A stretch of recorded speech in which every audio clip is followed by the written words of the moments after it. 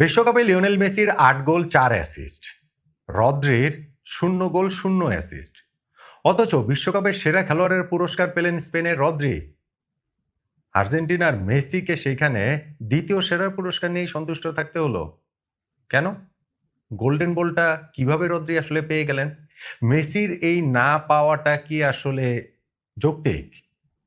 এবং বিশ্বকাপ ফাইনালের আগের যে হাইপ এবং ভোটিংয়ের যে হিসাব নিকাশ, তাতে তো মেসিরই এই গোল্ডেন বলটা পাওয়া উচিত ছিল। বিশ্বকাপের সেরা খেলোয়াড়ের ক্যারিয়ারে তৃতীয়বারের মতো হ্যাট্রিক হওয়ার কথা ছিল। মেসি আসলে এই গোল্ডেন বলটা কেন পেলেন না এবং না পাওয়াটা কারণটা কি? আর নবম ব্যালন ডি'রটাও তিনি আসলে কেন পাবেন না, সেইটারই বা কারণটা কি, তা নিয়ে একটু আলোচনা করতে চাই।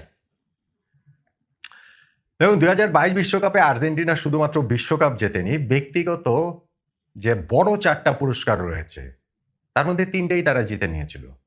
সেরা খেলোয়াড়ের গোল্ডেন বল জিতেছিলেন লিওনেল মেসি, সেরা গোলরক্ষকের পুরস্কার জিতেছিলেন এমিলিয়ানো মার্টিনেজ, সেরা তরুণ খেলোয়াড়ের পুরস্কার জিতেছিলেন এনজো ফার্নান্দেজ। কেবলমাত্র সর্বোচ্চ গোলদাতার যে পুরস্কার গোল্ডেন বুট, সেটা জিতেছিলেন ফ্রান্সের কিলিয়ান এমবাপ্পে। এই বছর আবার ঘটনাটা উল্টা ঘটে গেল। গতবার যেমন আর্জেন্টিনা বিশ্ব চ্যাম্পিয়ন হওয়ার সাথে সাথে ৩টে এরকম পুরস্কার জিতেছেন, এক্স্যাক্টলি এই বছর স্পেন বিশ্ব চ্যাম্পিয়ন হওয়ার সাথে সাথে শুধু বিশ্বকাপ ট্রফি না, ওই ৩টা পুরস্কার তারাও জিতে নিয়েছে। আমরা বিশ্বকাপ ফাইনালের শেষে দেখেছি যে এই পুরস্কারগুলো নিয়ে তারা পোজ দিচ্ছেন যে সেরা খেলোয়াড়ের গোল্ডেন বল স্পেনের রদ্রি জিতেছেন, সেরা গোলরক্ষকের পুরস্কার উনাই সিমন জিতেছেন এবং সেরা তরুণ খেলোয়াড়ের পুরস্কার তাদের ডিফেন্ডার পাউ কুবার্সি জিতেছেন।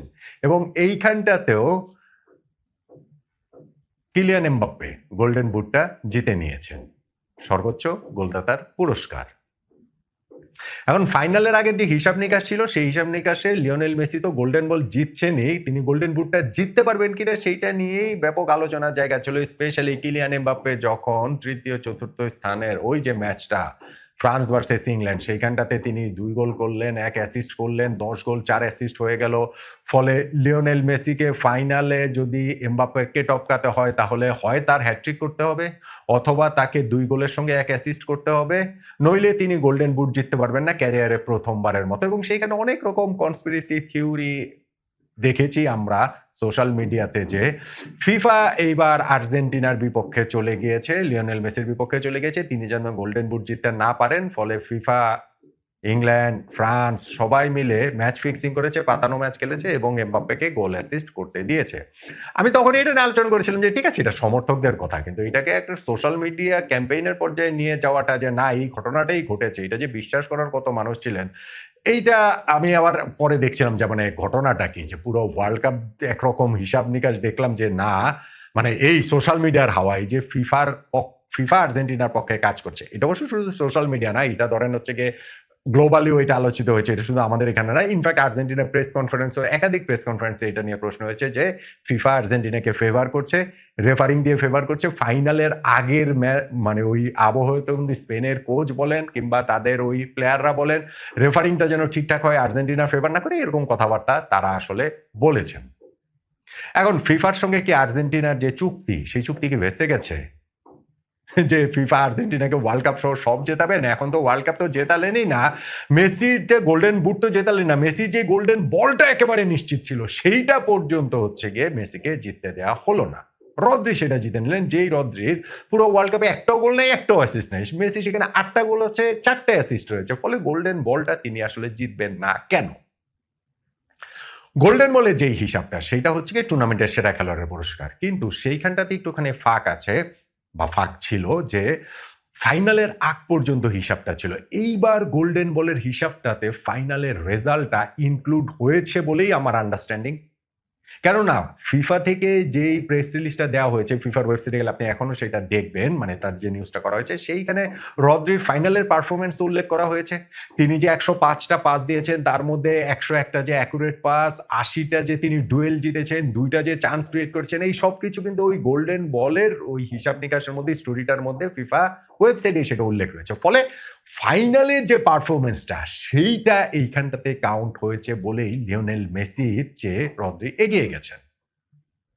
এখন ফুটবল গোলের খেলা, অ্যাসিস্টের খেলা, এবং তাদের দিকেই তো বেশিরভাগ সময় নজর যায়। শ্রেষ্ঠত্বের, ব্যক্তিগত শ্রেষ্ঠত্বের পুরস্কারগুলোও তাদের দিকে বেশিরভাগ সময় যায়।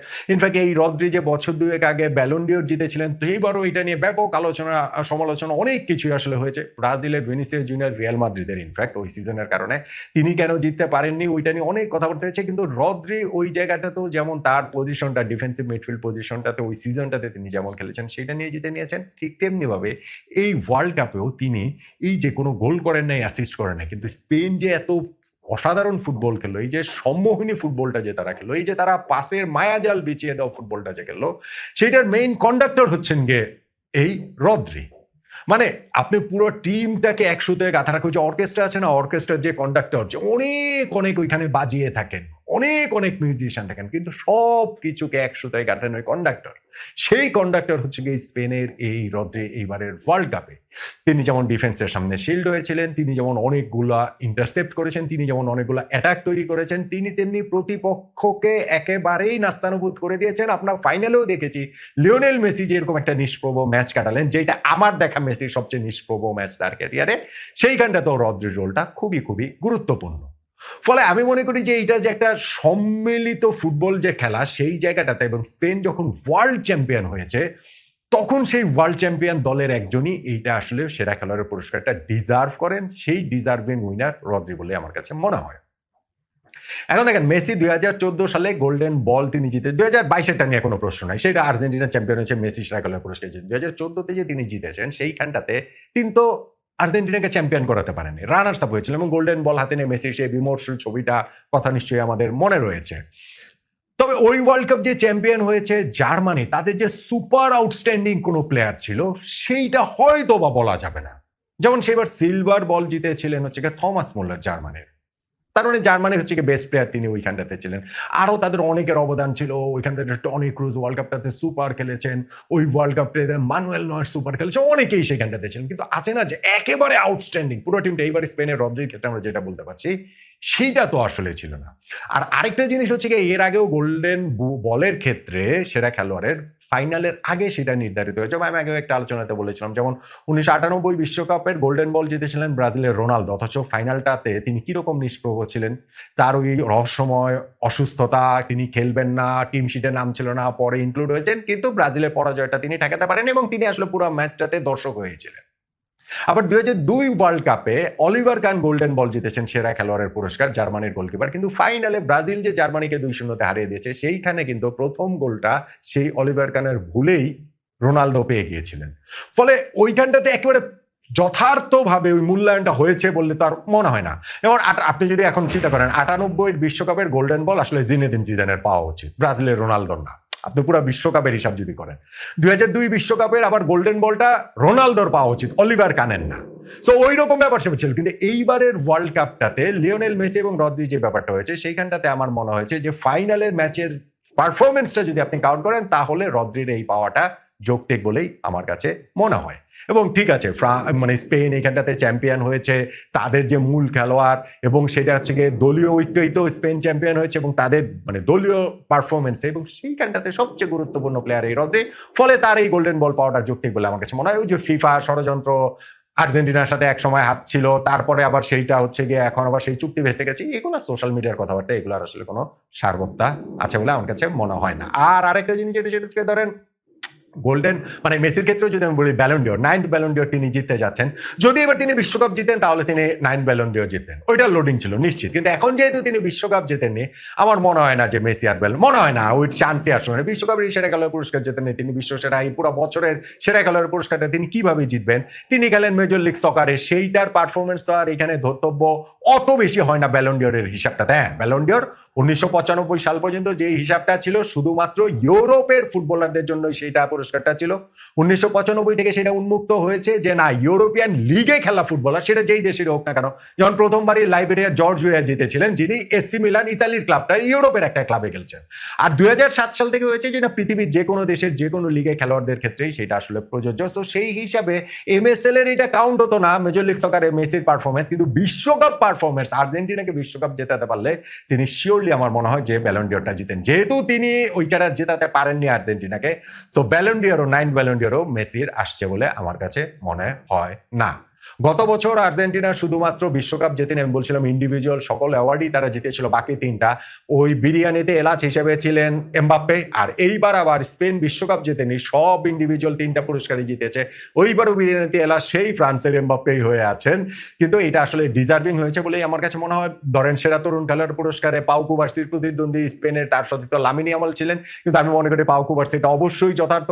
পুরো ওয়ার্ল্ড কাপে 19 বছর বয়সী এই ডিফেন্ডার যেই ফুটবলটা খেলেছেন, মাত্র একটা গোল স্পেন কনসিড করেছে, ফলে সেই পুরস্কারটা তিনি জিতবেনই। সেরা গোলরক্ষকের পুরস্কার উনাই সিমন জিতেছেন ওই সেম রিজনে যে তিনি মাত্র একটা গোল অর্জন করেছেন এবং স্পেন ওয়ার্ল্ড কাপ চ্যাম্পিয়ন হয়েছে। সেরা গোলকিপার ধরেন আমার কাছে মনে হয় ভজিনি এই ওয়ার্ল্ড কাপে পারফরমেন্সের বিচারে। কিন্তু দলীয় খেলাতে দলীয় পারফরমেন্সটা তো গুরুত্বপূর্ণ। কাবো ভের্দে মানে নকআউট পর্বে গেছে, বিরাট অর্জন, কিন্তু সে দল তো চ্যাম্পিয়ন হয়নি, সে দল তো রাউন্ড অফ 32-তে বাদ পড়ে গেছে। তো তাদের একজন গোলকিপারকে কি আর গোল্ডেন গ্লাভ সেরা গোলকিপার পুরস্কার দেওয়া যায় কিনা, যদিও তিনি এই ওয়ার্ল্ড কাপে সেরা গোলকিপার ছিলেন গোলকিপিং পারফরমেন্সের বিচারে। ফলে ওইটাও আমার কাছে মনে হয় যে ঠিক আছে বলে মনে হয়। তো লিওনেল মেসি এইবারে বিশ্বকাপ ফাইনালটা যখন শুরু করছেন তখন তার সামনে সবকিছু জয়ের সুযোগ ছিল।